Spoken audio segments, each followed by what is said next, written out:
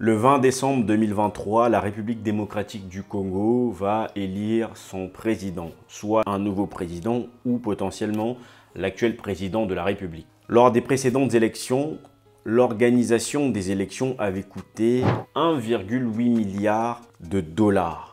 Écoutez bien, ce qui fait 4 689 milliards de francs congolais, ce qui est une aberration pour un pays où la population souffre énormément. La RDC doit arrêter avec ces élections. Nous allons voir pourquoi. Mais avant toute chose, si vous venez de découvrir la chaîne Terre Noire, sachez qu'ici on parle d'Afrique, on parle de noir, de tous les sujets qui tournent autour de l'africanité. Si vous êtes intéressé par ce genre de sujet les amis, n'hésitez pas à vous abonner pour nous soutenir. Jingle.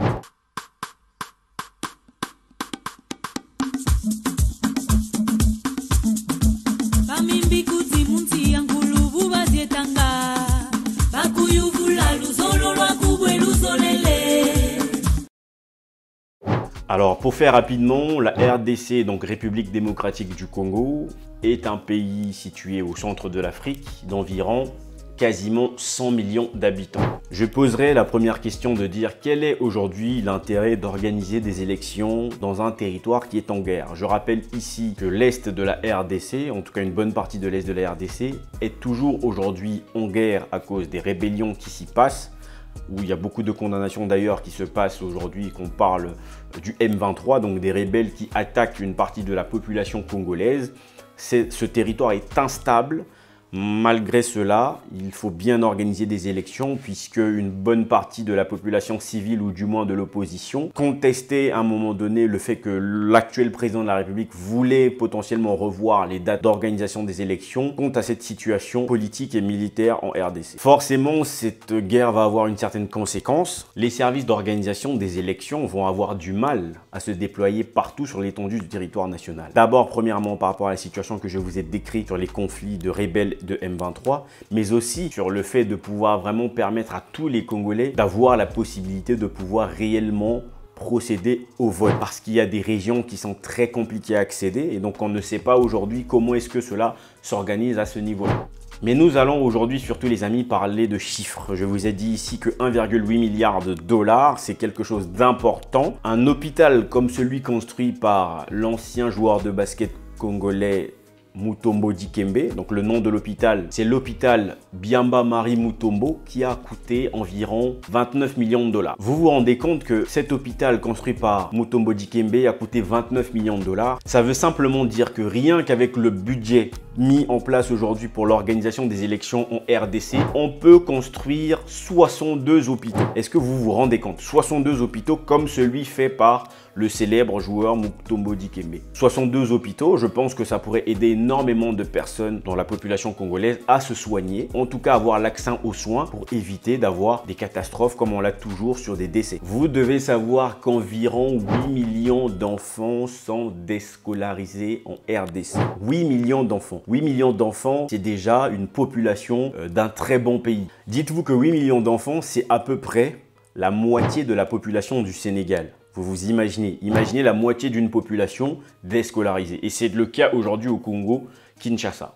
Il s'avère qu'aujourd'hui, si on parle nécessairement d'école primaire, une école primaire en RDC, j'ai envie de dire, je vais prendre des chiffres d'environ 70 000 dollars. Avec 70 000 dollars, on peut construire une école primaire. Ça voudrait dire qu'aujourd'hui, avec le budget d'organisation des élections, on peut construire 25 714 écoles. Est-ce que vous vous rendez compte? Avec ce budget, quand on organise des élections, on peut construire 25 714 écoles dans un pays où il y a quasiment 8 millions d'enfants qui sont déscolarisés. On prend 25 714 écoles possibles qu'on est en train de jeter. Mais aujourd'hui, on préfère organiser ces élections de cette manière-là, pendant qu'aujourd'hui, la crise est en train d'empirer la situation au Congo. Pour moi, ce système est une destruction totale pour la nation. Il n'est pas normal qu'aujourd'hui, le simple fait de devoir organiser des élections coûte aussi cher et que surtout,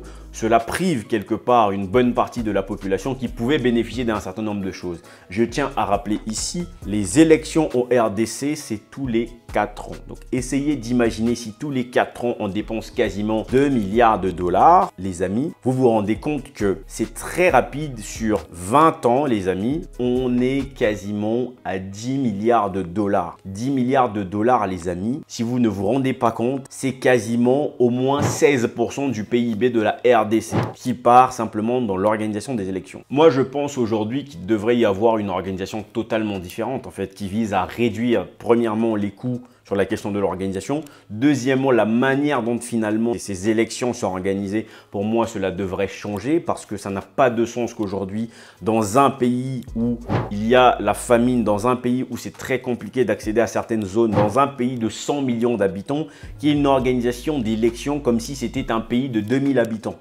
Pour ma part, je me dis parfois pourquoi ne pas faire un système qui serait potentiellement comme un système comme celui des États-Unis par exemple. Pas identiquement celui des États-Unis parce qu'on ne comprend pas exactement comment ça fonctionne. D'un coup, on nous parle de grands électeurs, d'un coup, on nous parle de la population qui vote quand même. C'est assez complexe. Mais pourquoi, voilà, il n'y aurait pas justement cette possibilité-là de créer une certaine forme d'organisation d'élections qui va changer totalement, qui va prendre un petit peu à l'image de ce qui se fait aux États-Unis avec la question des grands électeurs pour permettre à ce que l'organisation se passe mieux, qu'il n'y ait pas de retard notamment sur les résultats et que surtout cela n'engendre pas un coût qui aujourd'hui peut représenter une opportunité, qui peut représenter un moyen de sauver des vies en RDC. Parce qu'on le sait tous les amis, très souvent déjà en Afrique, lorsqu'il y a des résultats des élections, c'est toujours contesté. Et déclaré qu'il a perdu. Toujours contesté la plupart du temps. Ça voudrait dire que d'un côté, on dépense quasiment 2 milliards de dollars pour organiser des élections qui à la fin vont être contestées, les résultats seront toujours contestés. Je me dis qu'à un moment donné, ça n'a pas de sens. Il faut s'organiser différemment.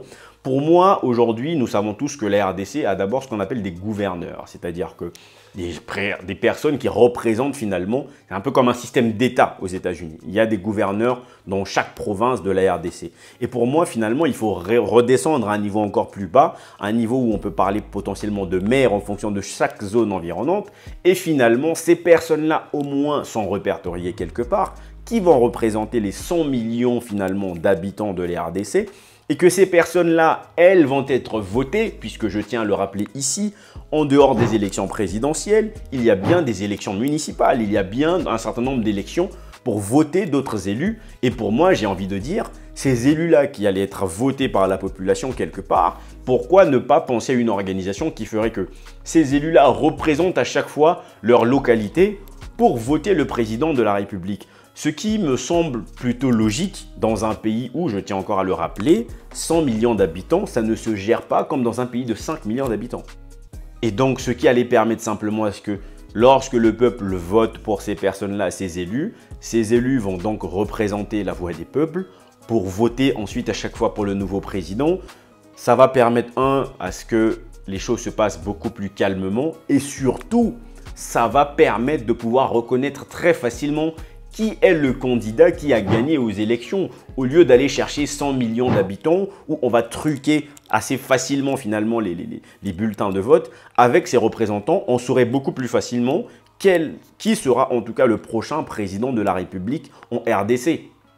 Moi, je pense qu'il est pour moi nécessaire aujourd'hui que la RDC s'adapte. Alors bien entendu, je ne suis pas en train de dire ici que à partir du 23 décembre, les choses devraient se passer comme ça. Il y a une préparation, il y a pas mal de choses qui ont déjà été faites aujourd'hui, donc les élections vont bien se dérouler comme prévu, mais je pense qu'à l'avenir, il faudrait quand même que les autorités de la RDC puissent réfléchir à ça. Vous me direz, certainement, peut-être que je me trompe totalement de penser de cette manière-là, peut-être que je ne comprends pas l'enjeu. Sans doute, il y a quelque chose que je ne maîtrise pas. Mais pour ma part, je me dis qu'aujourd'hui, il faudrait une organisation totalement différente qui va permettre à ce que les élections se passent beaucoup plus tranquillement et que les résultats ne soient pas contestés et qu'en plus de ça, qu'on ne dépense pas des milliards de dollars, les amis, s'il vous plaît. Je me dis simplement que c'est peut-être l'heure du changement, les amis. Je ne sais pas ce que vous pensez. Dites-moi en commentaire, en tout cas, quel est votre avis face à cette situation. Comment observez-vous justement cette question d'organisation des élections en RDC?